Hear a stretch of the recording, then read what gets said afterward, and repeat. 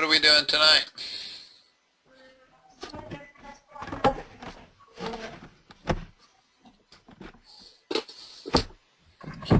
We still in Trig? Yep. Okay. Not in math now until next semester. Alright, so my first problem says the tangent of 7 pi over 8, and it wants you to use the half angle formula to find the exact value.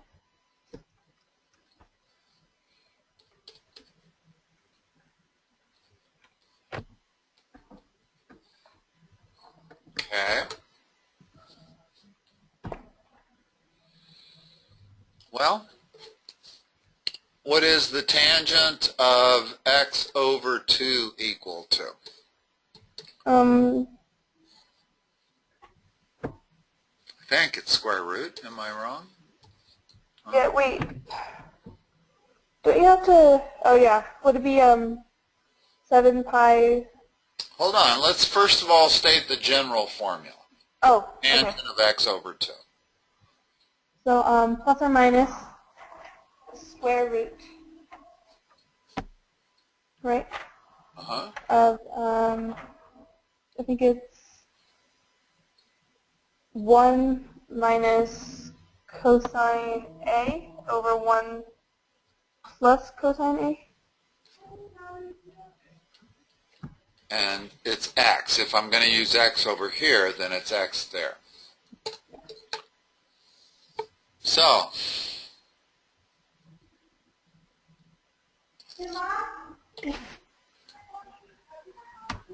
thinking for just a moment.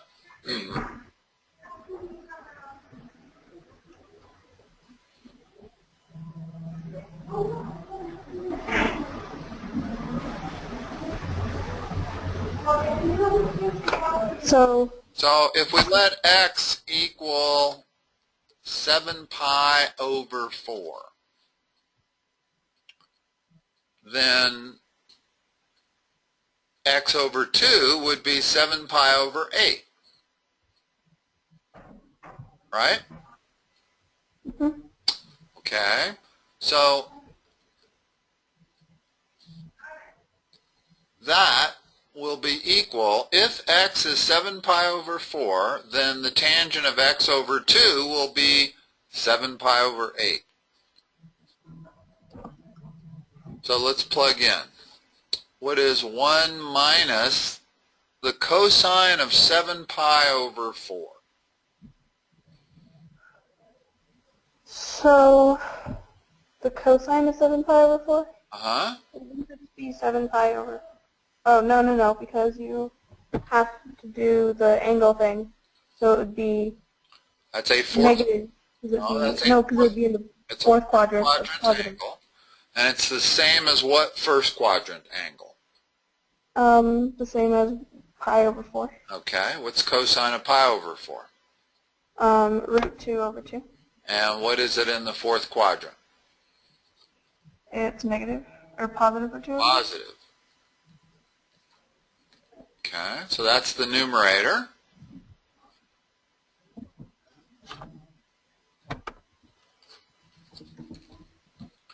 So, there is the answer.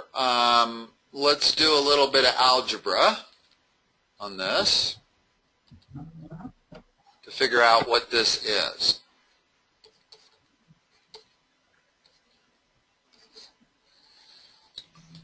How do I do the numerator? In other words, let's not change it to decimal. Let's do common denominator for both the numerator and the denominator. What is 1 minus root 2 over 2 equal to? Don't you have to multiply it, the 1, put it over 2? So it'd be 2 over 2 minus 2 over 2? Yeah, exactly. So it's 2 over 2 minus square root of 2 over 2, all divided by 2 over 2 plus square root of 2 over 2. Well, we have common denominators now. So what is that equal to? It's 2 minus root 2 over 2 plus root 2. In other words, the 2's cancel out. And you can do that as long as you have them in the denominator. You cannot do that if they're in the numerator. Okay? Okay. So, this is our answer. And that would be the tangent of 7 pi over 8. Now, the tangent of 7 pi over 8 is in which quadrant?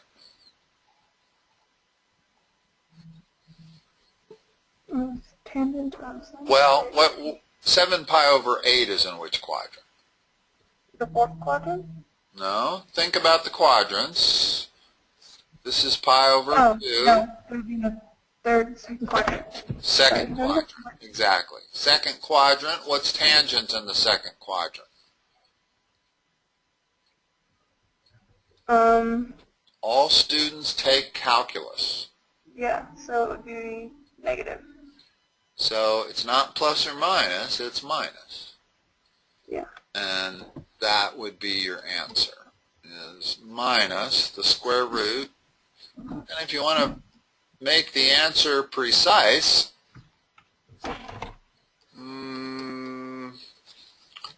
I'm not sure I like having an irrational number in the denominator like this. What could we do to get rid of that irrational number in the denominator?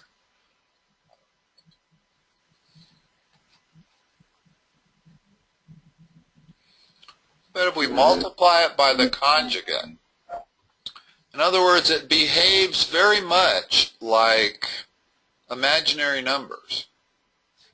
If I multiply by 2 minus square root of 2 in the bottom, that's going to get rid of my irrational number. It's going to leave me a rational denominator.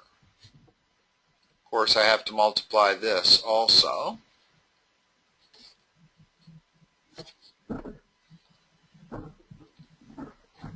Now, I'm not sure what your teacher wants for an answer here, whether he or she wants it in radical form, or whether they want it as a decimal rounded off to 3 decimal places. I don't know. I actually have an answer to this, I can tell you. Okay, is your answer in radical form or decimal? It is in... Wait. No. It's in radical form. Then let's finish this, okay? So, after I rationalize this denominator, notice that I have 4 minus 2, or 2.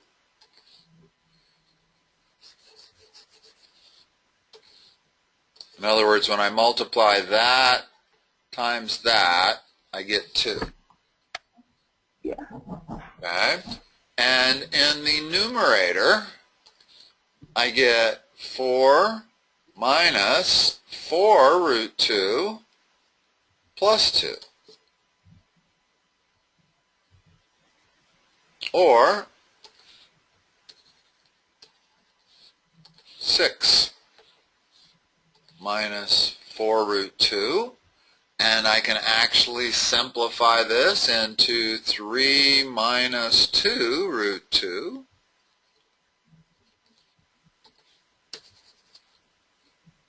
That should be the answer they have. Minus the square root of 3 minus 2 root 2. Mm-hmm. Oh, good. I'm glad. I wasn't sure. You don't see too many answers that are the square root of the square root. I haven't seen an answer like that, I'm not sure, in 5 years. All right, what else you got? Then this one wants to use the half angle formula to find the exact value of the sine of 112.5. Okay. The way you do all of these is you hold on a moment. Last time we had 7 pi over 8. We doubled it. So that's what we're going to do here, is we're going to double it. In other words, if we can figure out the sine of this angle, then I'm going to be able to figure out the sine of 112.5 because it's half this angle. In other words, what is the sine of x over 2 equal to?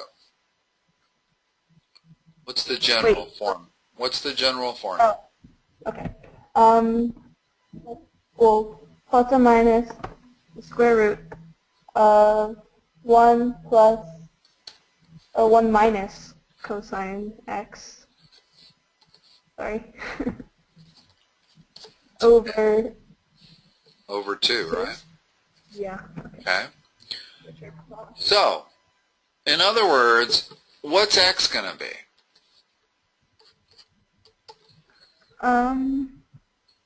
X is going to be 1. Wait. That wouldn't help. If we let x be 112, we're not going to know what the cosine of 112 is. So x has to be twice this. In other words, x has to be 225. Notice why. Because we're going to take the sine of x, 225, divided by 2, that'll be 112.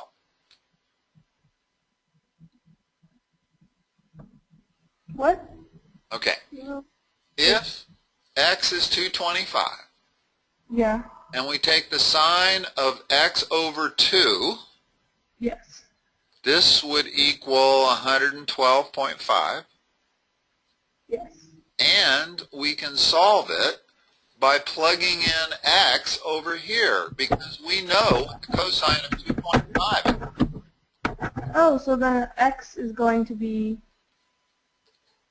112.5? No. X is going to be 225. What's the cosine of 225? What's the equivalent angle in the first quadrant? First of all, what quadrant is that in? That is going to be in the third quadrant. Okay. What's the equivalent first quadrant angle? 45 degrees. So what's the cosine of 225? Root 2 over 2. Negative root 2 over 2. Negative root 2 over 2. Because it's in the third quadrant. Yeah. Okay. So I'm going to use the formula for the half angle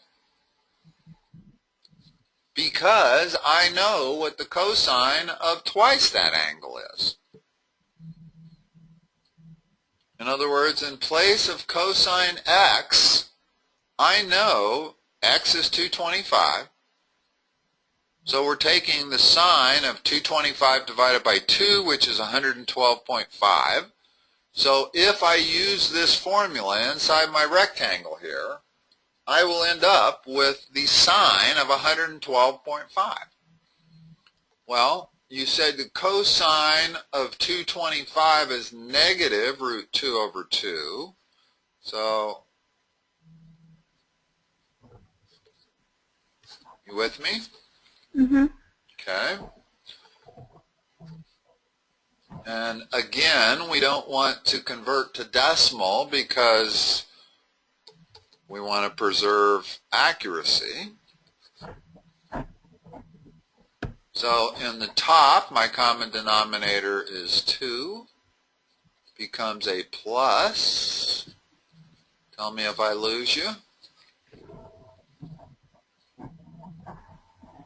You with me? Yeah. I can cancel the 2's out, and I get plus or minus the square root of 2 plus root 2. Now we have to figure out whether it's plus or minus. Well, we're taking the sine of 112 degrees. What quadrant is that in? That is going to be in the third quadrant. First quadrant. No, second quadrant. Second. What is sine in the second? Oh, that sign in the second is also positive. Okay. It's going to be positive. So we know that our answer is positive. So we're going to throw out the negative, and there's our answer.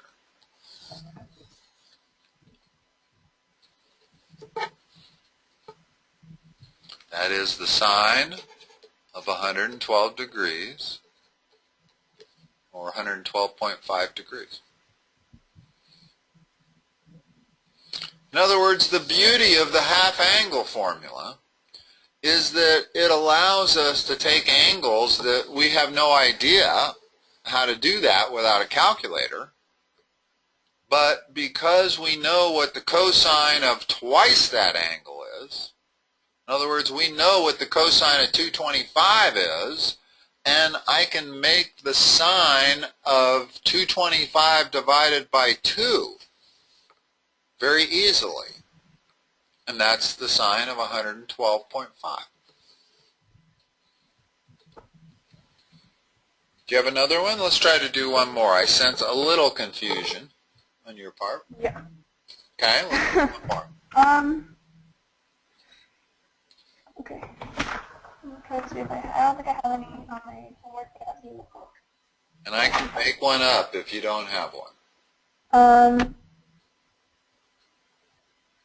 It wants to find the exact value of cosine 15 using half-angle formulas. Okay. So, we don't have any idea what the cosine of 15 degrees is, right? I mean, we don't have any triangles that correspond to that. But I know that the cosine of x over 2 is equal to plus or minus the square root of 1 minus cosine x all divided by 2, correct? Mm-hmm. Okay. So, what do I want x to be? You want x to be the cosine. No. What do I want x to be? Not cosine. I want x to be what? I'm trying to... 30 degrees? Yes. In other words, if x is 30 degrees, then I can use this formula to calculate the cosine of 15 degrees. So the cosine, x is going to be 30 degrees. So the cosine of 30 over 2, that's the same as the cosine of 15, is equal to what?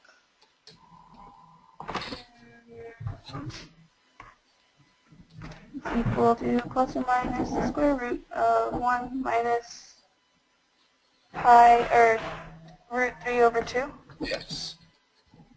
Over 2. Uh-huh. And again, we're looking for the cosine of 15 degrees. Which quadrant is that in?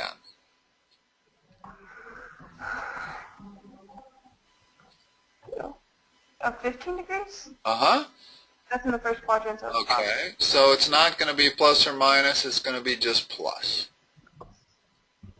Okay, now let's handle reducing this. Let's make sure you can do this, because this is a little strange. Simplify that for me. Okay, so you do two things. You have 2 over 2 minus root 3 over 2 over 2, and then you cancel your 2's, and then it's 2 minus root 3 square root up. There's your answer. That one felt a lot easier than the other one. I think it's pretty much the same. In other words, all three of these problems depended on you knowing the half-angle formula. But they were all done exactly the same. In other words, we started out trying to do this. Well, what did we do? We doubled that. We let x equal twice this, because we knew what the cosine of 7 pi over 4 was. We didn't know what the cosine of 7 pi over 8 is. I don't know what any trig function of 7 pi over 8 is, but I do know the trig functions of twice that, which is very useful because we have these half-angle formulas. In other words, if I let x be that, then x over 2 is equal to that. And I can plug 7 pi over 4 directly in for x and figure out what that is without a calculator. Same exact thing on the next problem, which was sine of 112.5 degrees. I don't know what that is, but I do know what double that is. I think what makes this confusing is that the first step of the solution is to double the angle, even though you're working with the half-angle formula. You know what I'm saying? In other words, it's almost counterintuitive that the first step is to double this. And do we know what actually what we need to know is what the cosine of 225 is. Because all of these half-angle formulas, you'll notice, are functions of cosine x. Not only the cosine of x over 2, but the sine of x over 2 and the tangent of x over 2 are all functions of the square root of something and cosine x. So as long as we can figure out what the cosine x is, we can figure out all of these half angles. And that's why the very first step is to double these. Because ultimately, you have to be able to know what the cosine of twice this angle is. Same thing here. Cosine of 15, do I know the cosine of 30? Yes. That allows me to calculate the cosine of 15, because 15 is 30 divided by 2. And remember, this is x. In other words, the general formula is if I have x divided by 2, then it's equal to this over here.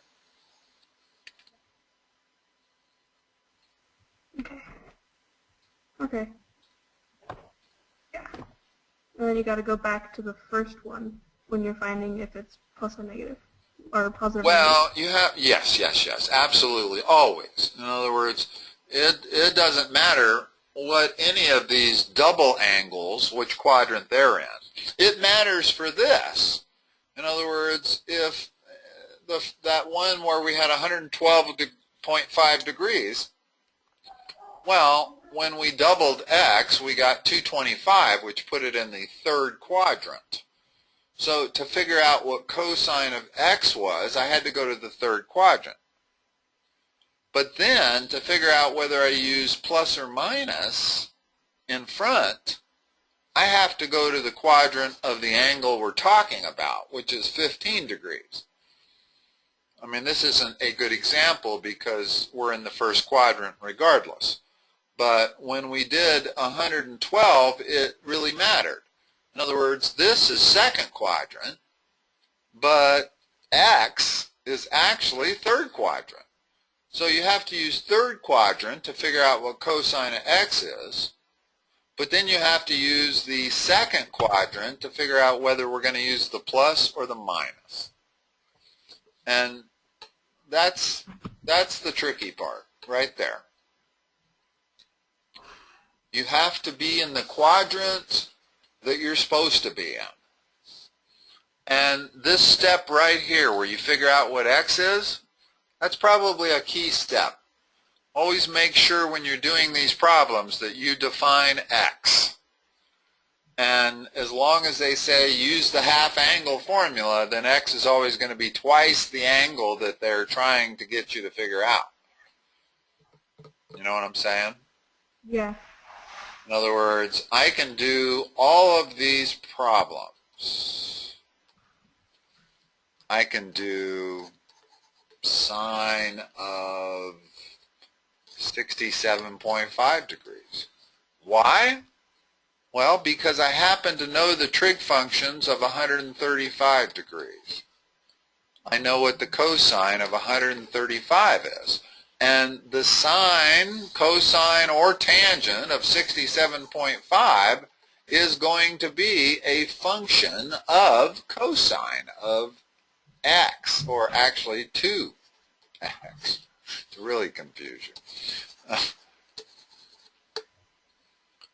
So as long as you can figure out the trig function of twice this angle, then you can use the half angle formula to figure out all these weird, or these trig functions of weird angles, like 67.5 degrees, or 15 degrees, or 22.5 degrees. Don't need it for 30, but I could use it.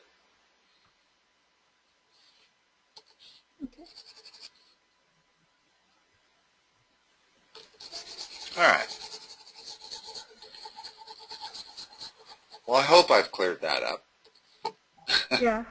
It's a little difficult, the half angle and the double angle. And when you use the double angle, you're going to use the reverse logic.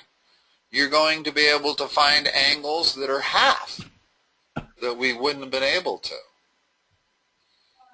Or, well, whatever. We'll get to that probably next session.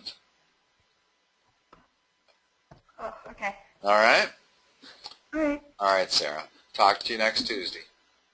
Thank Bye-bye. you.